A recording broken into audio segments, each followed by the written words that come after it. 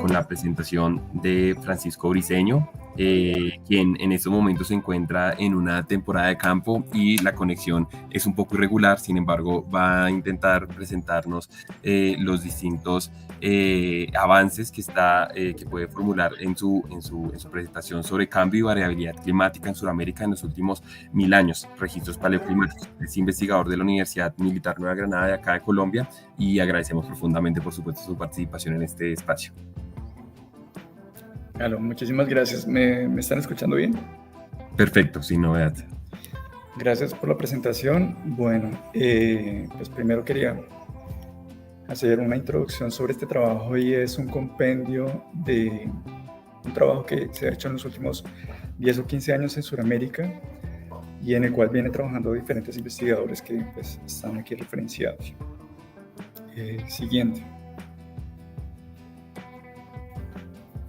Bueno, un poco para hablar cuál sería la diferencia como entre cambio y variabilidad climática, o por qué hay que estudiar también la variabilidad climática. En este gráfico, en este diapositiva, ustedes pueden ver la comparación de los modelos con y sin forzantes naturales, sin variabilidad natural.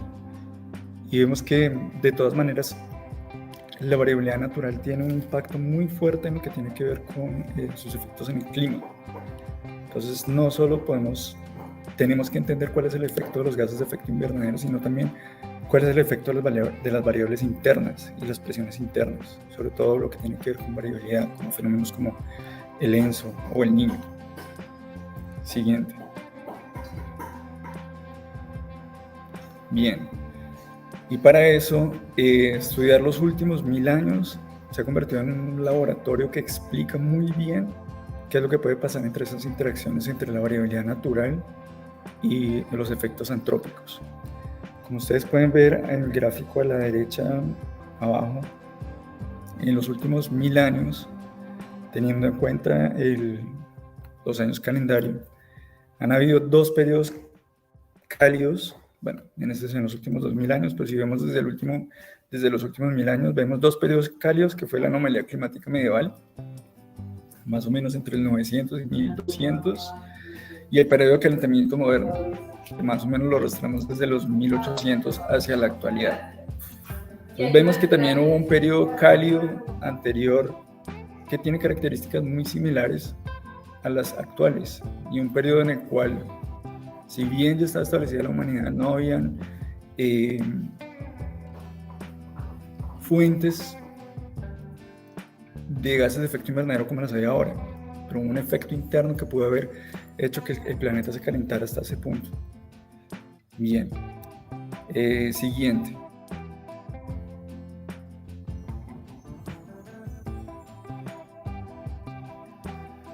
Bien, estas diferencias o estos cambios de temperatura pueden haberse dado por cambios en los patrones de temperatura, tanto globales o como interacción océano-atmósfera, y también pues presiones antrópicas.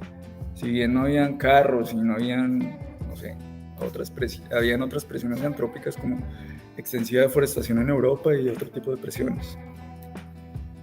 En esta gráfica ustedes pueden ver la importancia de estudiar esos periodos.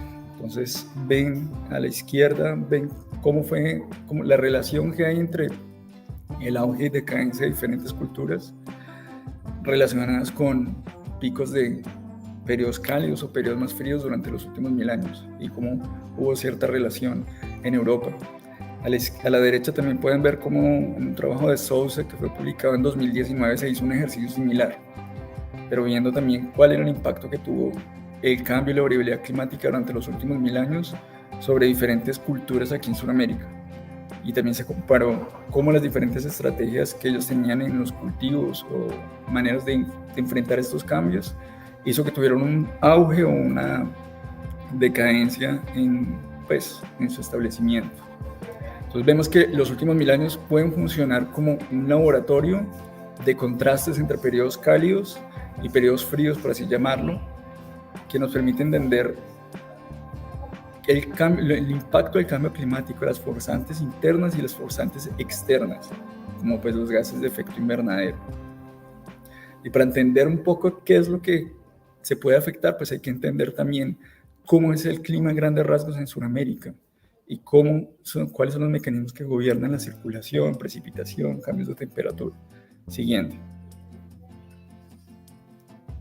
Y eso ya se ha hecho vastamente en diferentes trabajos y se ha entendido que, bueno, no voy a entrar en mucho detalle, pero hay diferentes mecanismos regionales que dominan o modulan los patrones de temperatura y los patrones principalmente también de precipitación, que es de lo que más les voy a hablar yo aquí. Bueno, el de la derecha era una animación, no sé si se está moviendo, creo que es por el tipo de presentación, pero bueno. Pero entonces estos factores o estos mecanismos son los que principalmente se ven afectados por las presiones resultantes del cambio climático, los gases de efecto invernadero, incremento de temperatura, etc. Entonces, entender qué es lo que pasa con estos mecanismos y las interacciones, presiones externas, variabilidad interna, pues es fundamental para entender cuáles son los posibles impactos. Además de los mecanismos, también nos tenemos que preocupar por la propia variabilidad natural del sistema, la variabilidad natural de las interacciones de la atmósfera y el océano. Siguiente. Bien. Y entre eso, pues tenemos que entender qué son los modos de variabilidad climática y cómo funcionan. El más conocido, pues, para nosotros y que tiene impactos bastante fuertes en Sudamérica y, pues, en Colombia muy fuertes, son entender el ENSO, el Niño, la variabilidad multidecadal del Atlántico, la variabilidad decadal del Pacífico, el SAMS, que son variaciones desde interanuales a multidecadales que tienen un efecto muy importante en lo que pasa con los impactos de variabilidad climática. Entonces hacen un efecto de retroalimentación de lo que está pasando con el clima. Pues, además del incremento de temperatura resultado de los gases de efecto invernadero, tenemos que preocuparnos y sobre todo entender cuáles son los impactos de esta variabilidad natural en Sudamérica. Entonces el entendimiento de esto pues ayuda a reducir la incertidumbre de cuáles son los impactos que se pueden tener.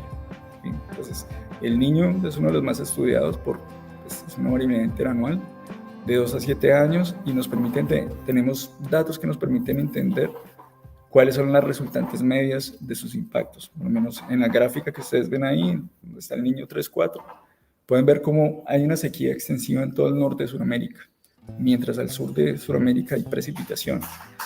Esto se ha entendido gracias a registros y modelos climáticos. Un poco lo que yo les vengo a hablar acá es de esos registros. Entonces, además tenemos mecanismos, tenemos modos. Siguiente.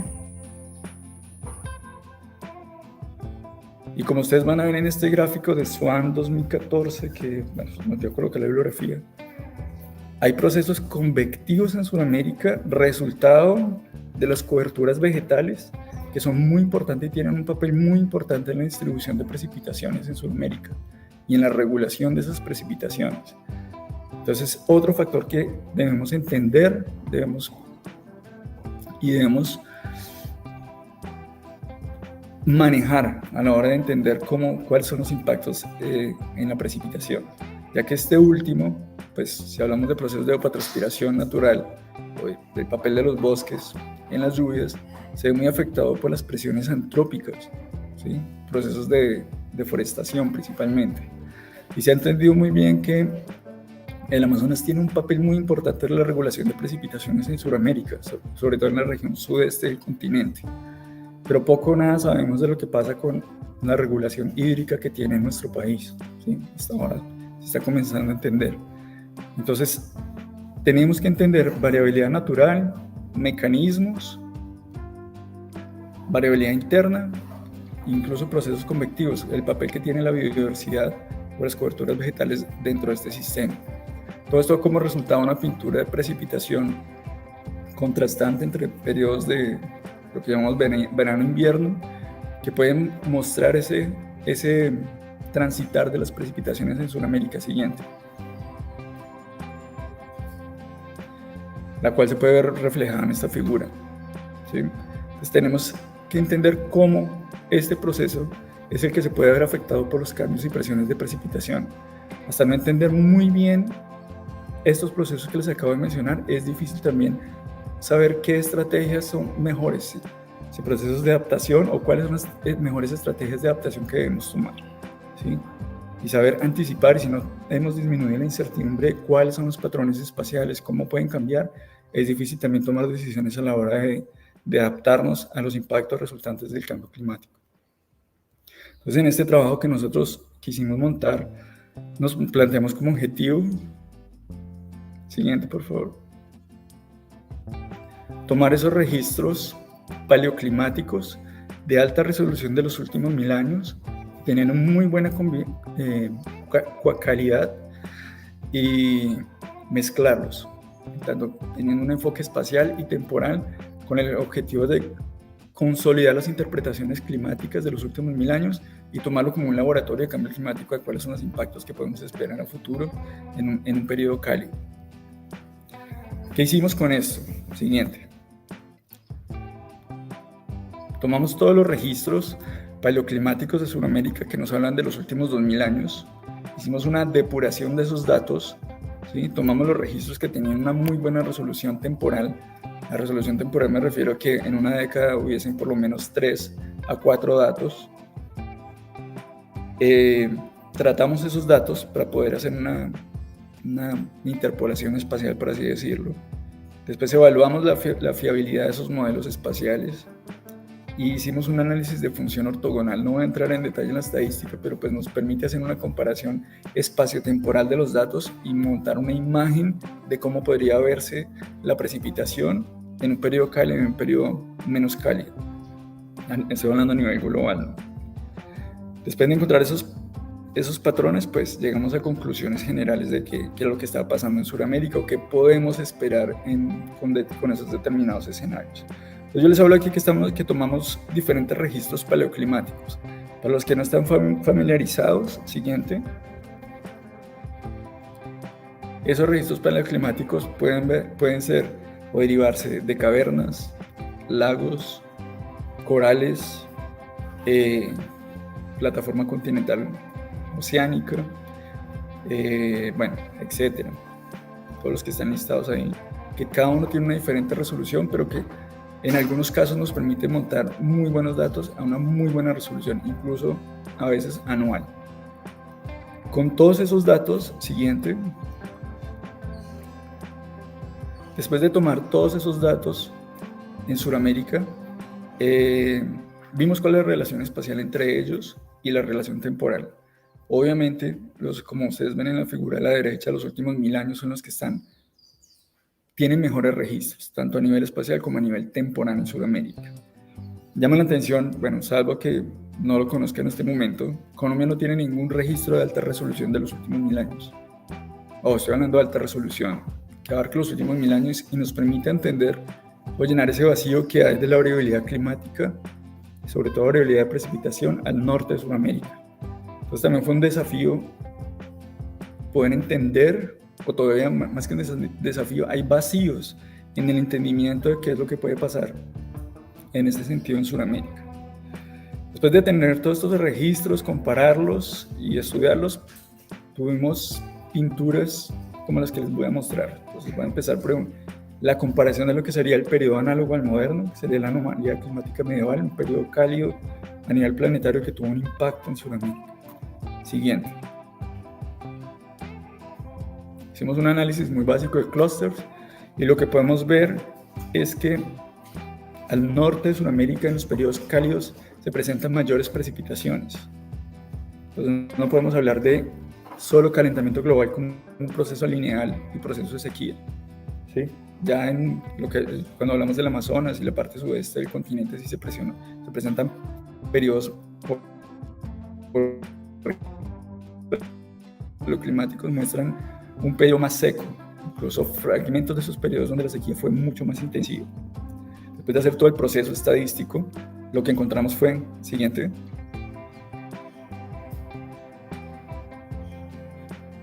después de hacer todo este análisis de componentes principales, OEOF, encontramos que un patrón espacial que es el que domina el comportamiento de la precipitación durante este periodo cálido, que es el que ustedes ven a la izquierda, la figura de la izquierda, el de la izquierda, ¿sí? El primer componente, el que explicaría la mayor variabilidad de la precipitación, ojo, según los registros paleoclimáticos. Entonces vemos que las condiciones son muy parecidas a cuanto se presenta en la Niña a nivel continental. Altas precipitaciones al norte de Sudamérica, teniendo en cuenta que tenemos pocos registros y lo que tenemos es un poco la extrapolación de los datos que tenemos, una Amazonía más seca, ¿sí? Y una región del Chaco o Uruguay más húmeda. Sabiendo que esa humedad que se ha discutido en otros documentos puede venir de entradas por el sur del continente, ¿sí? Entonces tenemos un patrón de condiciones tipo la Niña.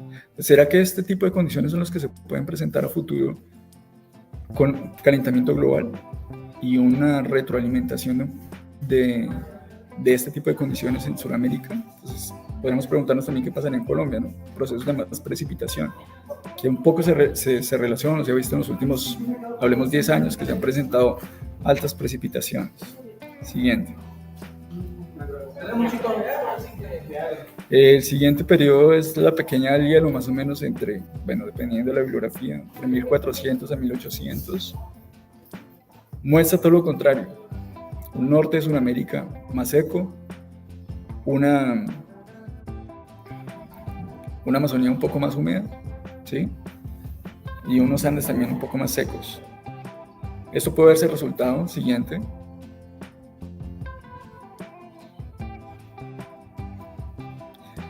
De un fortalecimiento del monzón sudamericano, ¿sí? Entonces, una zona de convergencia intertropical que domina las precipitaciones un poco más al sur, lo cual elevó las precipitaciones al sur del continente y lo que hace también que hayan condiciones más de sequías o que hubiesen condiciones de sequía en nuestro país, ¿sí?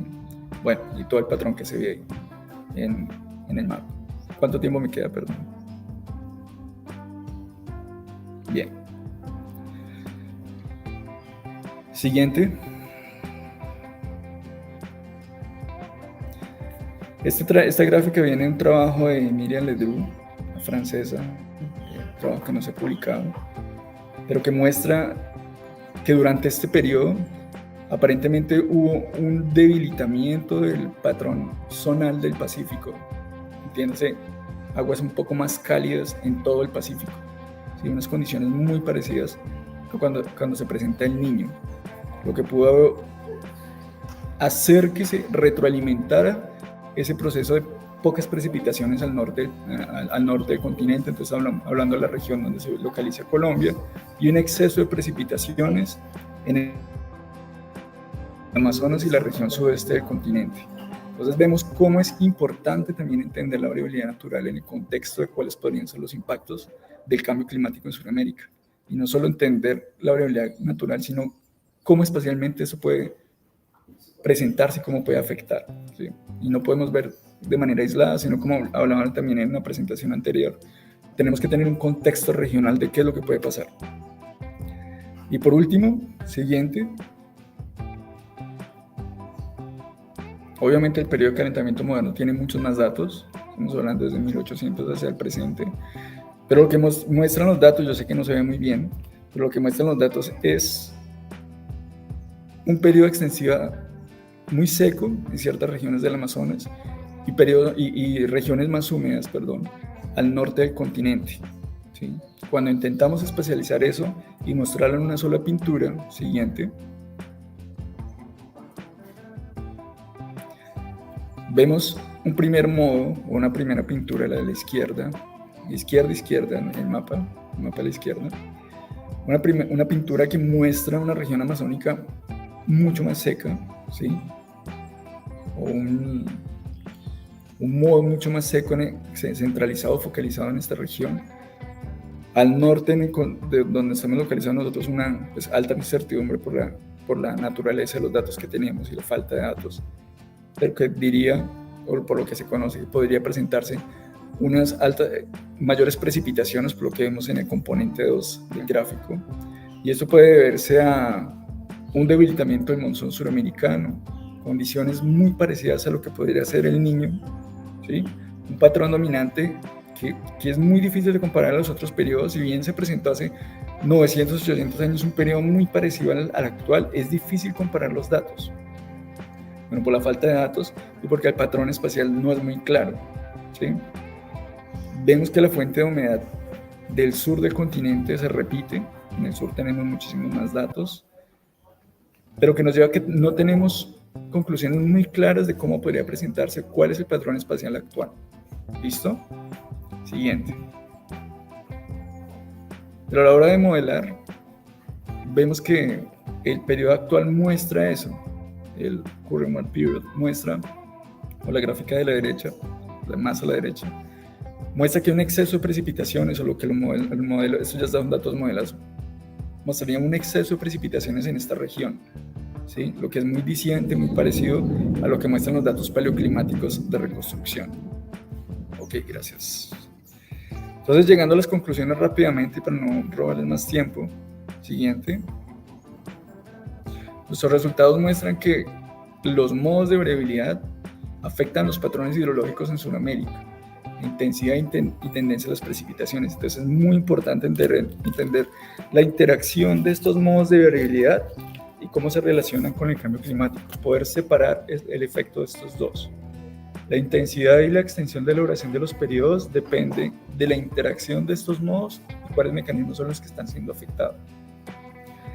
Y pues se necesitan muchos más datos de mayor resolución, sobre todo en la parte norte de Sudamérica, en lo cual estoy trabajando con algunos proyectos para poder suplir esa necesidad y que nos permitan ayudar a entender qué es lo que pasa con estos periodos cálidos en Sudamérica, sobre todo en los últimos 150 años, que es donde se observa una tendencia hacia condiciones más secas. Bueno, eso era lo que yo les quería mostrar a ustedes. Yo sé que algunas cosas de pronto merecían un poco más de explicación, pero pues quería que por lo menos se llevaran el contexto de lo que se está trabajando y de lo que muestran los resultados paleoclimáticos en Sudamérica y la falta de datos que tenemos nosotros actualmente en nuestro país. Buenísimo, Francisco, mil y mil gracias a ti.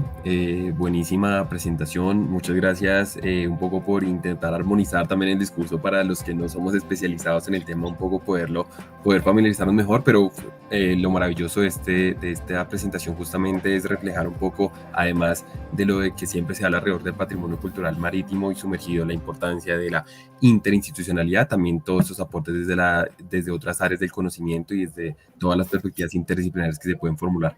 Así que muchísimas gracias por tu presentación, de verdad.